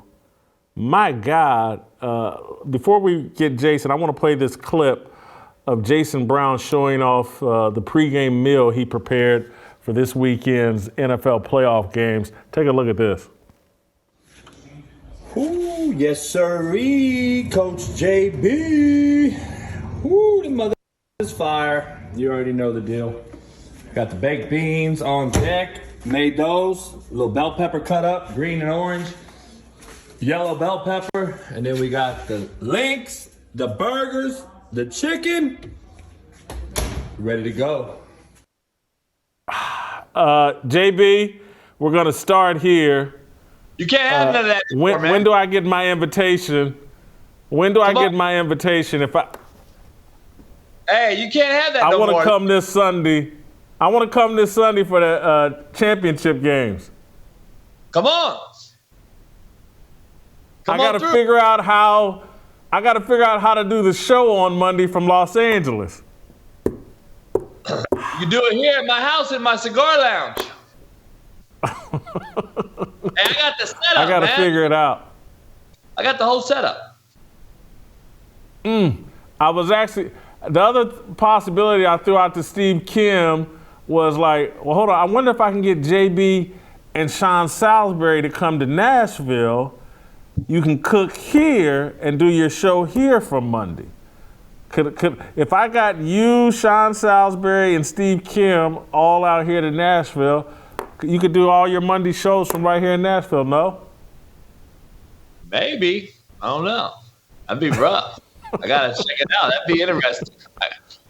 Either way, hey, you can't have all that food, though, man. You're on a diet. I can sample, and all I want is the ribs. I don't need the baked beans, the mac and cheese. I just need the ribs. Probably try the chicken, but I got them ribs look good, bro.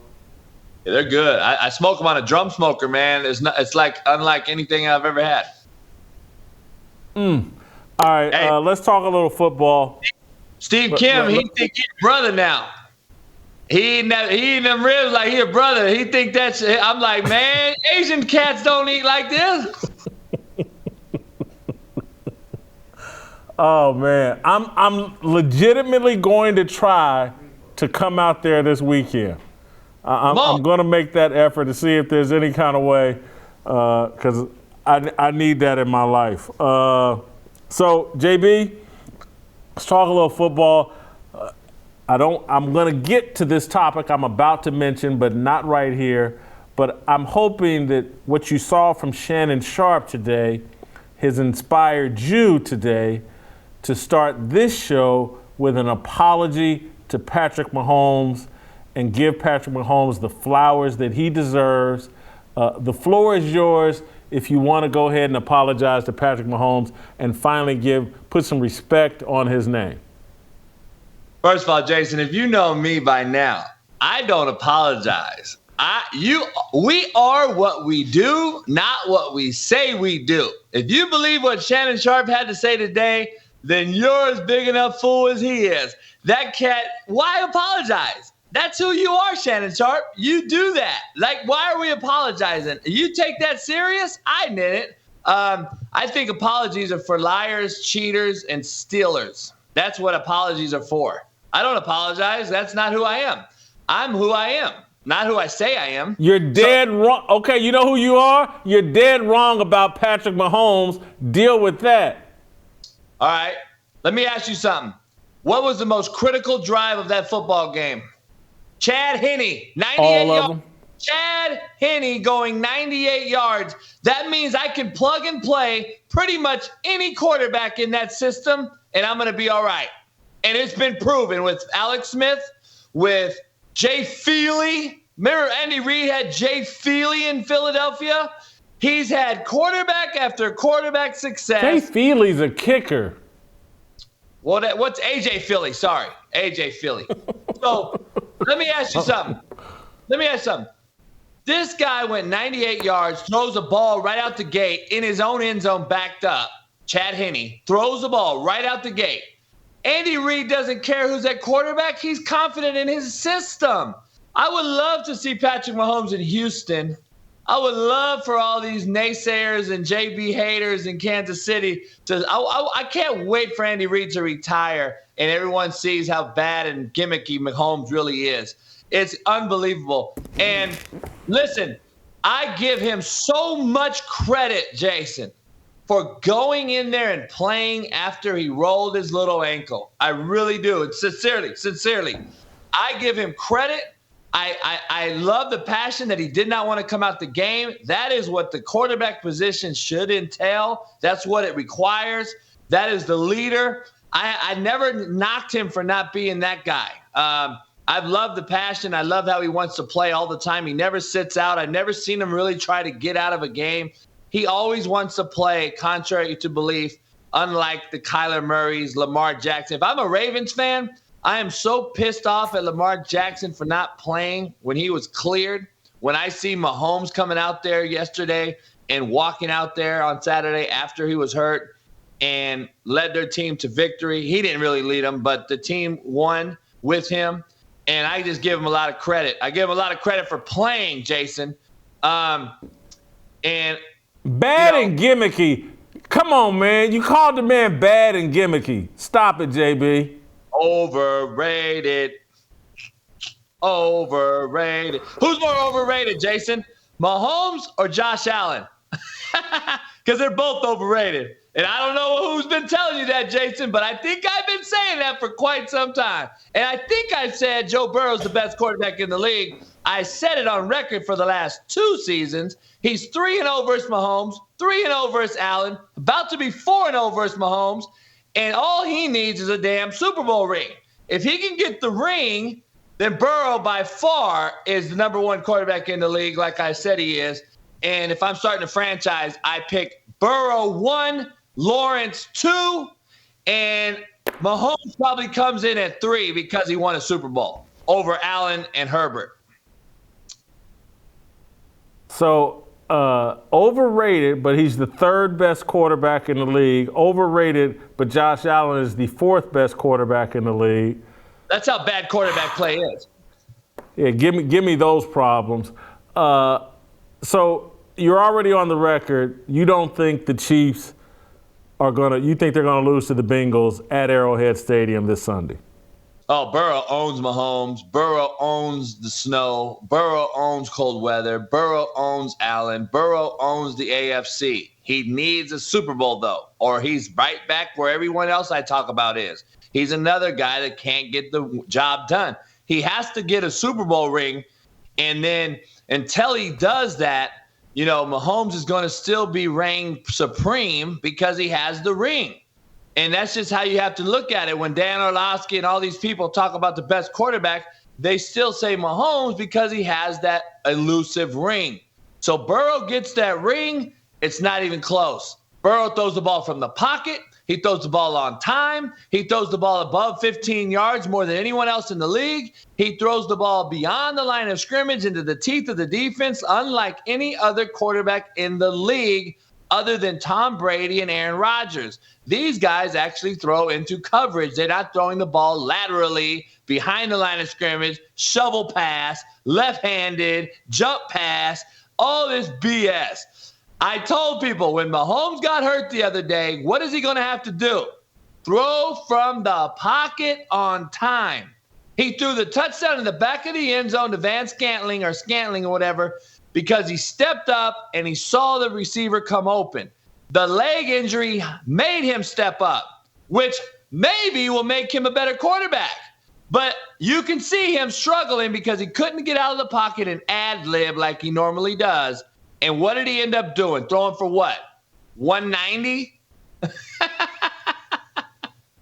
Come on, man. This dude's overrated as hell. That team and Andy Reid makes that thing go. Plug and play any quarterback. Give me Joe Burrow in Kansas City. You wouldn't lose a damn game.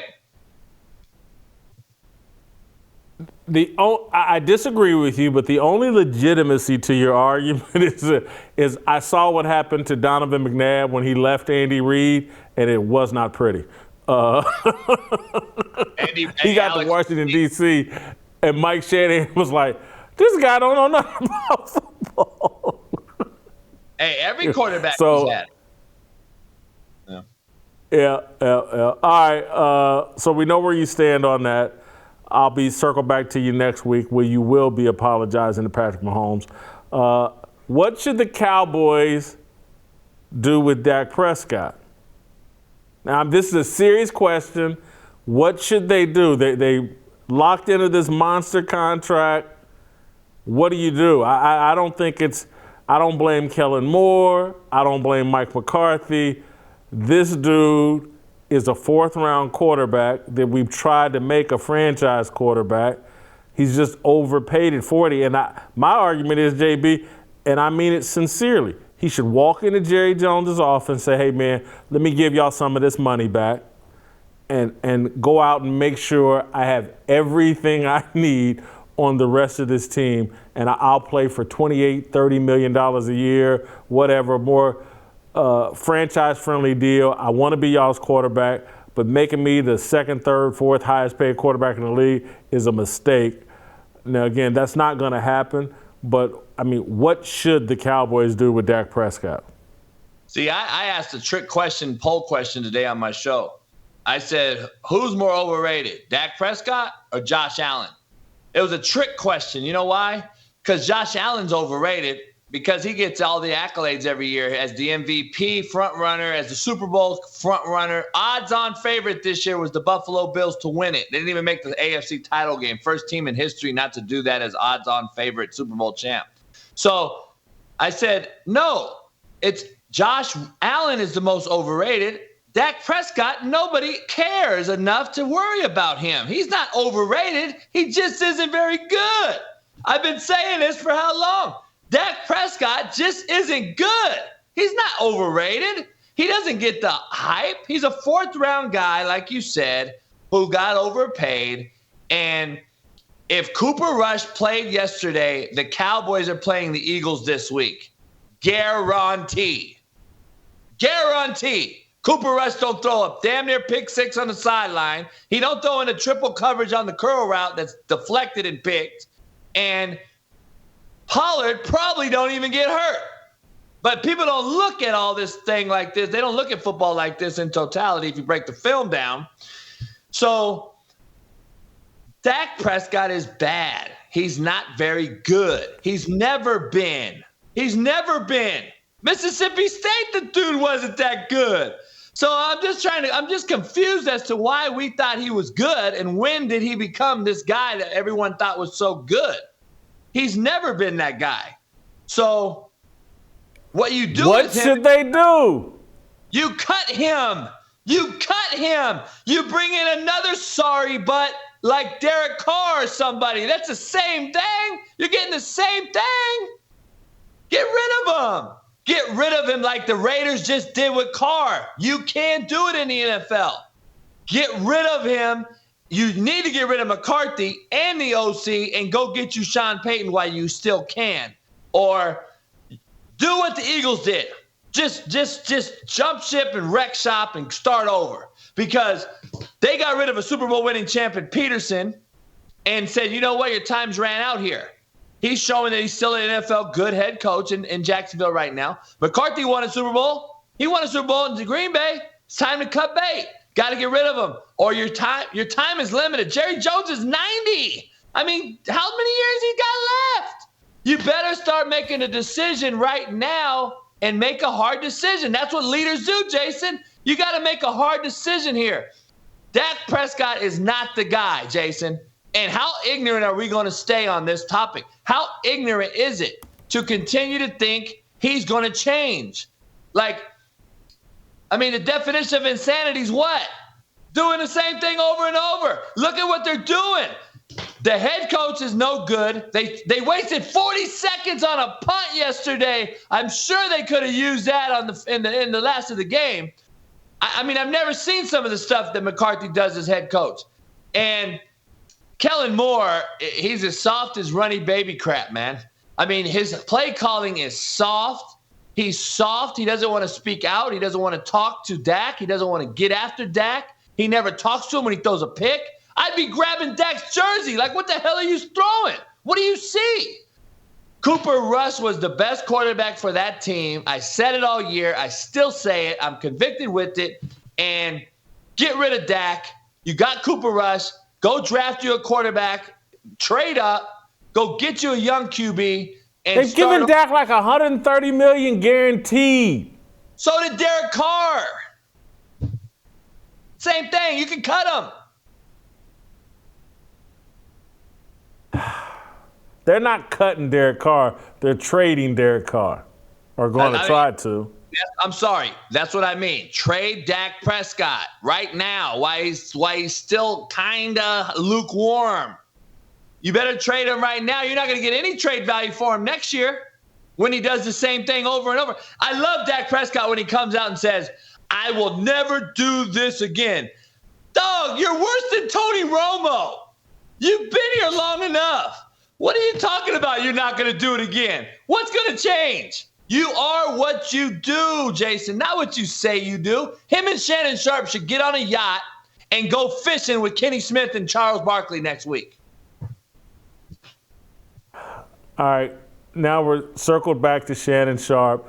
I know you've already offered a little bit of your opinion, but what's your Shannon Sharpe's apology was great. What's your problem with Shannon apologizing? He's liar. He's lying. He's a hypocrite. We already know that. So go ahead and apologize for being a hypocrite. Don't apologize for what you did. This isn't the first time you've done this. This is who you are, Jason. We are who we are. I'm tired of people saying something. I don't care what you say. I care what you do. And if you do this over and over and over and over, and the soft culture and society is going to accept his apologies. I've already seen it on social media. I want to blast it out there so bad by all these Sports Illustrated people like, shut up. You don't accept his apology. You're just soft too. He is what he is. Like, why didn't Skip Bayless not show up for work today? That's the bigger question. I would have not. He did show up. I know. Skip was there. Up if I was Skip Bayless, I would have did what he did to me. I would have not shown up. That's what they do on that dang show. So like, I'm like, come on, man. Like, I wanted to see Shannon Sharpe apologize by himself. You know what I give credit to? Skip Bayless. You know why? He didn't apologize. You know what he said? I'm not deleting my tweet. I stand by it. You know why? Because that's who he is. Whether you like him or not. You don't like me either. You don't have to like me either. But you know what? I am who I am. I'm not apologizing because that's who I am. People that apologize are liars, cheaters, and fakers. That's just what it is. I'm a true believer in that in my life. You are what you do. Okay, so look. Okay, let me give you an example. I don't have a problem when people admit that they did something wrong. I actually enjoy it, like it, respect it. 2 weeks into the season, I took a big dump on Joe Burrow. I've been proven dead wrong. Dead wrong. I was an idiot. I had him read wrong. I'm going to cop to that. And so I like it when people cop to their mistakes. That's totally different. You just said two crucial words that are totally different. Admitting and apologizing are two completely different things. You admitted you're wrong. You admitted you got proven wrong.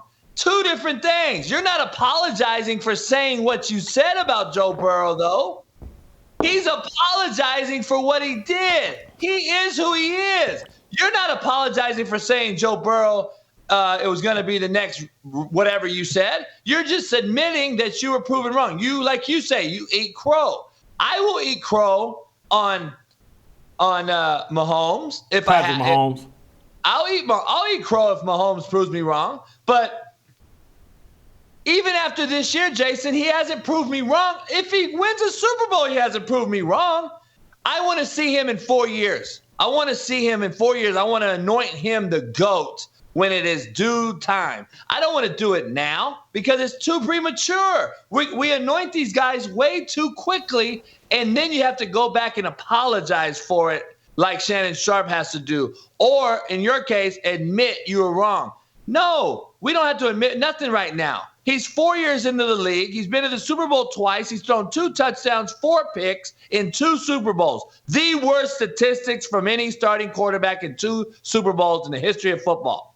Why nobody wants to talk about that? He's thrown 13 picks this year, 2nd or 3rd in the league. Nobody wants to talk about that. And he throws the ball at behind the line of scrimmage 50% of the game. 7 of his touchdowns are shovel passes. 18 of his touchdowns are under 10 yards. Come on. Look at his roster and Andy Reid. Chad Henne comes in, first play, out of his own end zone, tight end, 12-yard completion. Like, Andy Reid's like, I got this. It don't matter who's in here at quarterback. Plug and play. And he goes 98 yards. I argue the most critical series in that game. Because if Jacksonville goes cover 0, brings some heat, and gets a stop, Jacksonville's in the AFC title game right now. They lost by 7. So, I don't know. That's just me. But you admitting you're wrong and apologizing is 2 completely different things. I admit I'm wrong all the time. Nobody's perfect, Jason. I'm not up here saying, JB ain't never wrong. No, I didn't say that. But I'm not apologizing for what I said because what I said is what I believe. So regardless of my opinion or your opinion or whoever's opinion out here, these Twitter naysaying gurus on Twitter who know all things, they work at Walmart, by the way, and they bag my groceries in line every day, but they know more about me than anybody, which is crazy to me. They know more about your job, Jason, than you can imagine. They know how to produce that show better than anybody, too. But having said that, admitting you're wrong is a grown man decision. That is what grown folks do. I admit I'm wrong all the time. I'm on Netflix admitting I'm wrong. But apologizing, no, that's who I am. I'm not apologizing for who I am. So That is just the difference. Shannon Sharpe, man, he can apologize till he's blue in the face. I see through the BS. He's fake as hell, and he's a hypocrite. Now, would he have mollywopped everybody on the court? Yes. Yes. Those players didn't want no part of Shannon Sharpe at 55 or whatever years old. We know basketball players are soft as baby crap, man. Come on. Even Steven Adams would have got his butt bench pressed. He can't even bench press 225. He looks big and has tattoos. So what? Shannon Sharpe has a different mentality, just as you know football players do. Ask O.J. Simpson.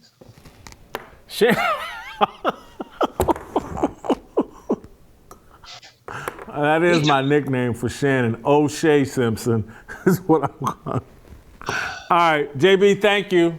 I'm going to try to figure out how to get to LA this weekend. And hey, come out, man. You'll have some fun. I got a cigar lounge, food. We'll have all kind of food. All right, we'll get the truth on those ribs. Thank you. Great job. We'll hopefully see you this weekend. All right, let's play some Tomorrow, and we'll see you tomorrow. Like freedom. Came like a fighter, striking like a ladder, making all these moves for freedom. I want freedom. No negotiation, my sister, no relation. We all just wanna have freedom. Sitting on a corner, never been alone. I'm breaking my back for freedom. Blessed, we are living, get back. We are receiving, all deceiving. We all wanna be free. We want freedom. I want